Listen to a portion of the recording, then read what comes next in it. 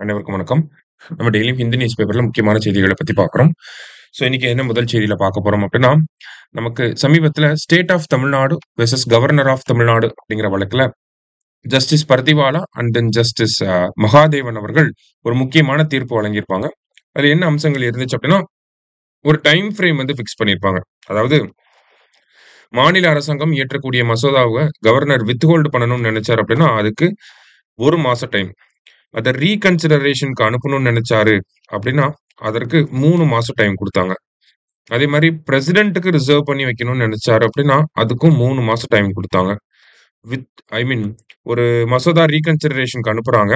அந்த மசோதாவ மாநில அரசாங்கம் பாஸ் பண்ணி மறுபடியும் கவர்னர் கிட்டயே குடுக்குறப்ப, அந்த மசோதாவுக்கு கட்டாயம் ஒப்புதல் தெரிவிக்கணும். அசென்ட் குடுக்கணும். அத 1 மாசத்துக்குள்ள குடுக்கணும்.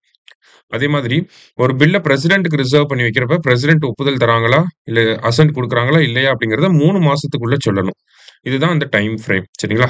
அதே மாரி தமிழக அரசாங்கம் இயற்றின ஒரு 10 மசோதாக்களுக்கு ஆர்டிகிள் 142 பயன்படுத்தி உச்சநீதிமன்றம் ஒப்புதல் தெரிவிச்சிருந்தாங்க. இதெல்லாம் தான் அந்த தீர்ப்போட முக்கியமான அம்சங்களா இருந்துச்சு.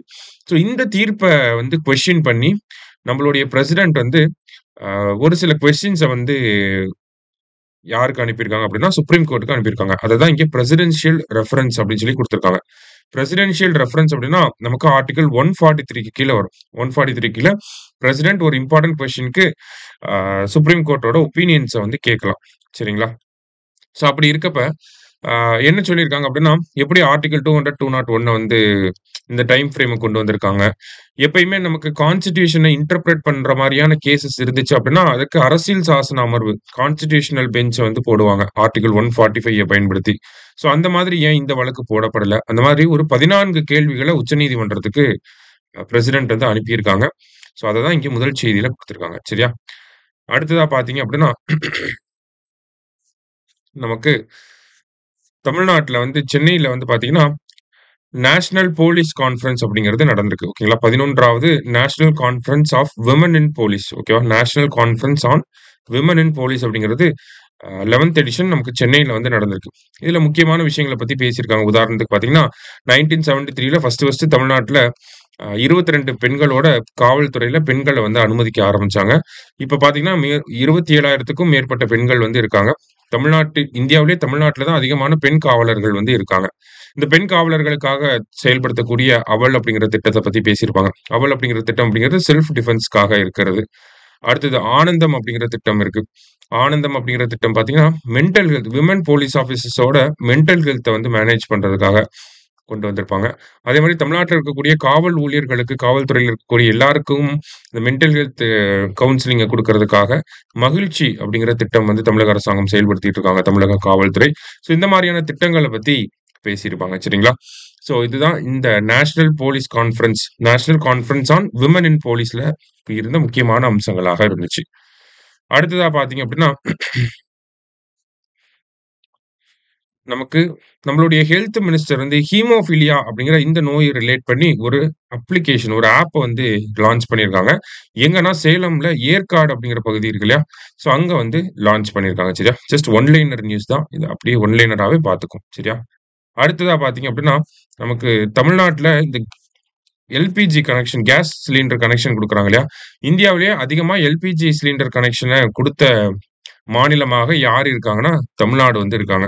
கடந்த 1 வருஷத்துல போன பினான்சியல் இயர்ல பார்த்தீங்கன்னா, ஏப்ரல் 2024லேருந்து மார்ச் 2025 வரைக்கும் பார்க்குறப்ப, இந்தியாவிலேயே அதிகமா 1,00,000க்கும் மேற்பட்ட கேஸ் கனெக்ஷன்ஸ் குடுத்தது தமிழ்நாடு. தமிழ்நாட்டுக்கு அடுத்தபடியா யார் இருக்காங்கன்னா, கர்நாடகா வந்து இருக்காங்க. சரியா? கடைசியா பார்க்குறப்ப நமக்கு இஸ்ரோ வந்து பிஎஸ்எல்வி 61 சி61 அப்படிங்கிற ராக்கெட்ட அனுப்ப போறாங்க. சரிங்களா? பிஎஸ்எல்வி சி61 அப்படிங்கிற ராக்கெட்ட அனுப்ப போறாங்க.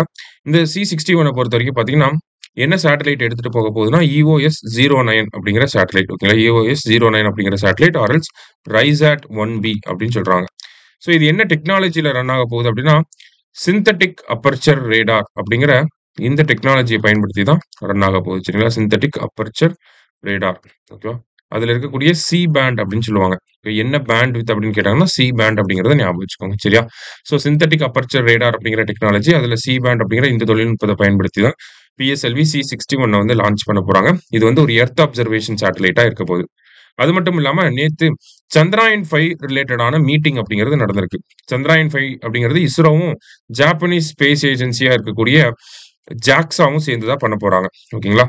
சந்திராயன்-3 நமக்கு இப்ப தான் முடிஞ்சது. சந்திராயன்-4 வந்து பார்த்தீங்கன்னா, அ மூனுக்கு போய் சாம்பிள்ஸ கலெக்ட் பண்ணிட்டு எர்த்துக்கே ரிட்டர்ன் பண்றது தான் சந்திராயன்-4. ஓகேங்களா? அடுத்தது சந்திராயன்-5 அப்படிங்கிறதுக்கான ப்ராஜெக்ட்டையும் ஸ்டார்ட் பண்ணியிருக்காங்க. இந்த சந்திராயன்-5 பொறுத்தவரைக்கும் பார்த்தீங்கன்னா, நமக்கு மூன்ல இருக்கக்கூடிய வோலடைல் மெட்டீரியல்ஸ பத்தி ஸ்டடி பண்ண போறாங்க. முக்கியமா பார்த்தீங்கன்னா, லூனார் வாட்டர் மூன்ல இருக்கக்கூடிய வாட்டர பத்தி ஸ்டடி பண்ண போறாங்க. சரியா? ஸோ இந்த மிஷன வந்து எப்ப லான்ச் பண்ண போறாங்க அப்படிங்கிற டென்டேட்டிவ் இயர் நமக்கு தெரியாது. பட் ஸ்டில் பார்த்தீங்க அப்படின்னா, ஜாப் ஜாப்பனீஸ் ஸ்பேஸ் ஏஜென்சியா இருக்கக்கூடிய ஜாக்ஸா தான் லான்ச் பண்ண போறாங்க. லான்ச் வெஹிக்கிள் ஃபார் சந்திராயன்-5 என்ன அப்படின்னு பார்த்தீங்கன்னா, H324L அப்படிங்கிற இந்த லான்ச் வெஹிக்கிள்ல தான் அனுப்ப போறாங்க. சரிங்களா? இந்தியா அனுப்பல. நம்ப ஸ்ரீஹரிகோட்டால இருந்து அனுப்பல. ஜப்பான் அனுப்ப போறாங்க. சரியா? அதே மாரி பார்த்தீங்கன்னா, அ இதுக்காக அந்த லூனார் லேண்டர் அப்படிங்கிறத இஸ்ரோ வந்து தயாரிக்க போறாங்க. ஓகேங்களா? மூன்ல போய் லேண்ட் ஆகக்கூடிய அந்த லேண்டர இஸ்ரோ தயாரிப்பாங்க. அங்க இருக்கக்கூடிய ஒரு சில எக்ஸ்பெரிமென்ட்ஸ பண்றதுக்கு ஒரு எக்யூப்மென்ட் MHI அப்படிங்கிற இந்த ரோவர வந்து யார் தயாரிக்க போறாங்க அப்படின்னா, ஜப்பான் தயாரிக்க போறாங்க. அப்ப சந்திராயன்-5 அப்படிங்கிறது இஸ்ரோவும், ஜாக்ஸாவும் சேர்ந்து பண்ண போறாங்க. H324L அப்படிங்கிறது தான் லான்ச் வெஹிக்கிள். ஜப்பான்ல இருந்து தான் லான்ச் பண்ண போறாங்க.